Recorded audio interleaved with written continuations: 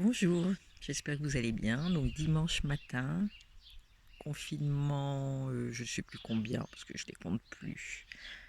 Voilà, bon, vous commencez à me manquer un petit peu. C'est bien de faire l'école devant l'ordinateur, mais et de parler à mon téléphone pour vous envoyer des vidéos.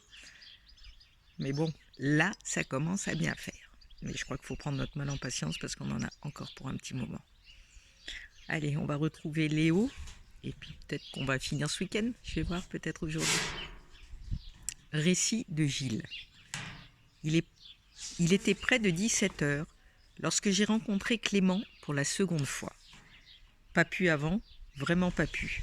Le temps de prendre la déposition de monsieur Colombet, de joindre madame Delage pour qu'elle me fasse passer l'un des vêtements portés récemment par Léo. On a pris un jean et son pyjama. J'avais fait téléphoner au commandant du PSIG de Montbéliard et David est arrivé vers 17 heures avec son berger allemand, Drakkar. On lui a collé les vêtements sous le nez et on a foncé au collège. Mercredi, c'était le calme plat. Drakkar a senti et ressenti les habits. J'aurais juré qu'il fronçait les sourcils, tant il était en grande concentration.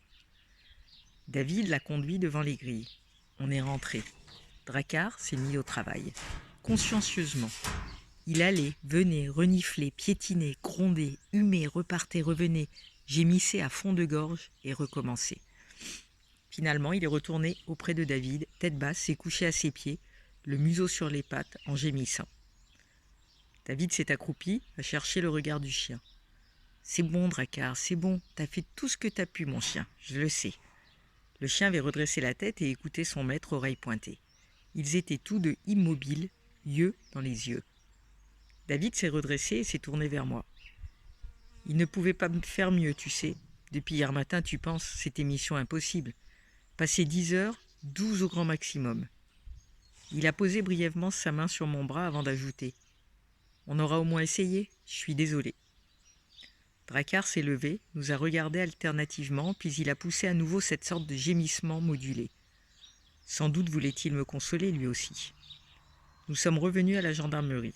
« Tu me tiens au courant ?» a demandé David en me quittant sur le parking. Un fax m'attendait sur mon bureau. L'équipe de plongeurs de Belfort avait été enfin réunie et elle avait commencé à draguer Lala. Un mot de Patrick aussi. Monsieur Molinier m'amènerait son fils à 17 heures en sortant du travail. J'ai regardé ma montre, il était moins 10. Un peu moins intimidé qu'hier, Clément. Normal, nous étions à présent des connaissances. Un sourire, fugace et crispé, mais un sourire malgré tout et la voix presque assurée pour me dire « Bonjour monsieur ». J'ai enchaîné. « Bonjour Clément, installe-toi. Ta chaise t'attend, tu vois. T'as passé une bonne journée ?»« Ben, ce matin j'étais au collège. » « Bien sûr, mais cet après-midi, t'en as profité pour t'amuser, de balader ?» Il a rougi, bafouillé. « Un peu, oui, je me suis baladé. » Puis il a poussé un profond soupir. « Tu es soucieux, Clément, c'est ça ?» Il a hoché vigoureusement la tête. « Léo est ton copain, c'est normal que tu sois en souci. Tous ceux qui l'aiment le sont. Seulement, vois-tu, Léo n'a pas disparu pendant la nuit ou au crépuscule, mais en plein jour, dans un lieu très passant. » Bah oui, le parking devant le collège, c'est pas comme une rue déserte. Exactement, il y a donc très peu de possibilités que Léo ait été enlevé. Pratiquement aucune. Il est parti de son plein gré. Mais pour aller où ? Je l'ignore, et c'est pourquoi je t'ai convoqué. Je voudrais que tu te creuses la tête, que tu passes en revue toutes les conversations que vous avez eues, Léo et toi, ces jours derniers. De quoi avez-vous parlé ? Quel projet avez-vous fait ? Il y a sûrement un petit quelque chose. Un indice ? Un mot auquel tu n'as pas prêté attention ? Il faut le trouver, Clément. Prends ton temps, ferme les yeux, rappelle-toi. Plein de bonne volonté, il s'est appuyé au dossier de la chaise, a posé les mains à plat sur ses genoux et a fermé les yeux. Je ne disais rien. Je savais que Clément se concentrait de toutes ses forces. Le silence était comme un cocon dans lequel le garçon et moi nous étions plongés. Au bout d'un moment, Clément a ouvert les yeux, il m'a regardé d'un air navré et il a murmuré. « Non, vraiment, je trouve rien. J'ai beau chercher, je vous assure. » « Je te crois, Clément, tant pis. Essaye encore chez toi plus tard, quelque chose peut surgir. S'il te vient la moindre idée, tu m'appelles, à n'importe quel moment, du jour ou de la nuit, d'accord ? Je vais te donner mon numéro de portable. » Tandis que je lui tendais ma carte, j'ai ajouté. Victor croit que Léo a voulu lui prouver qu'il était loin d'être un minable. Vous en avez parlé? Oui, ce matin. Qu'est-ce que t'en penses? Je pense que Léo, il se fiche pas mal de ce que peut dire Victoire. Ah bon? Ah oui, absolument. Ça au moins c'était catégorique. Désireux d'éclairer ma lanterne, Clément a précisé. On a déjà parlé de Victoire, Léo et moi. On trouve tous les deux que c'est une sale prétentieuse qui se croit la plus belle, la plus intelligente. Elle passe son temps à ricaner et à se moquer des autres. Victoire, pff. Voilà, ça au moins, c'était clair. J'ai raccompagné Clément dans le hall où l'attendait son père. En le quittant, je lui ai répété. Si tu as une idée, même une poussière d'idée, tu me téléphones, n'est-ce pas? Mercredi, 14h45. Toutes les 3 minutes, Léo regardait sa montre. Il avait beau se morigéner, il ne pouvait pas s'en empêcher. Le temps passait si lentement, si épouvantablement lentement. Il savait qu'il ne pourrait pas tenir. Quelques minutes encore, peut-être, mais pas davantage. C'était normal, il était prisonnier de ses sous-sols depuis maintenant... Il compta sur ses doigts. Depuis maintenant 1 jour et 7 heures. Et la pression dans ses boyaux devenait de minute en minute plus intolérable.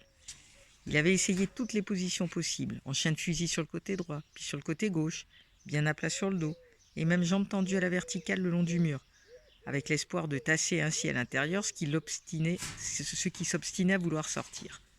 Sans résultat. Léo dut se rendre à l'évidence. Ce n'était plus à présent qu'une question de minutes. Cette pensée le découragea. Il s'était résolu sans peine à uriner contre l'un des murs de sa prison. Le moyen de faire autrement? Bien sûr, il resterait sur le béton cette auréole au contour jaunâtre qui le dénonçait. L'odeur aussi, acide. Mais il suffirait que quelqu'un fasse le ménage lorsqu'il serait sorti, et il n'y paraîtrait plus. Par contre, il ne pouvait se résoudre sans honte à déféquer dans les mêmes conditions. D'abord, il imaginait avec dégoût la puanteur qui envahirait la pièce. Ensuite, il y aurait cela, l'excrément, l'étron, la merde, le colombin. Malgré sa détresse, le mot le fit sourire parce qu'il lui rappelait l'atelier de poterie à la MJC quand il avait 8 ou 9 ans. « Allez, on va apprendre à rouler des colombins », avait annoncé le potier un mercredi. Un plus grand, qui connaissait le sens vulgaire du mot, l'avait révélé aux autres. Tous avaient gloussé à qui mieux mieux et façonné des colombins avec délectation. Léo soupira, sacré colombin qu'il devait avoir dans les intestins depuis des heures qu'il se retenait. Il y aurait aussi l'inconfort. Avec quoi s'essuyer? Les mouchoirs? Il n'en restait guère. Et puis il représentait une sécurité face à l'angoisse de la faim. Pas question de les gaspiller. Tant pis, ils resteraient sales, collants, puants. Il ne pouvait plus attendre, il lui fallait s'exécuter. Il s'exécuta, se sentit soulagé, mais presque aussitôt fronça le nez de dégoût, plongea le visage dans ses mains. L'odeur s'insinuait, épaisse, nauséabonde. Il se pinça violemment le nez et se mit à respirer par la bouche. Il eut l'impression d'avaler l'odeur. Un haut-le-cœur le révulsa. Les larmes emplirent ses yeux. Il s'y abandonna, soulevé de dégoût. De rage aussi contre l'autre, son geôlier cruel qui faisait de lui moins qu'une bête. Zazou, elle, avait une caisse avec de la litière pour ses besoins. Léo la revit, grattant frénétiquement à pleines pattes pour recouvrir ses excréments. Il l'envia rétrospectivement. Il aurait bien, lui aussi, gratté sable ou terre afin d'enfouir la chose à laquelle il ne pouvait s'empêcher de lancer des coups d'œil. La chose qui partageait à présent sa cellule avec lui et qui la partagerait jusqu'au soir. Quand les autres arriveraient, que ferait-il? Il rirait sûrement. Ses larmes redoublèrent. Il découvrait que la faim était plus facile à supporter que l'humiliation. C'est au plus fort de sa détresse qu'il entendit le grattement. Tellement insolite au cœur du silence que depuis des heures il était seul à habiter. Tellement inattendu. Il ravala son dernier reniflement, se tendit tout entier pétrifié.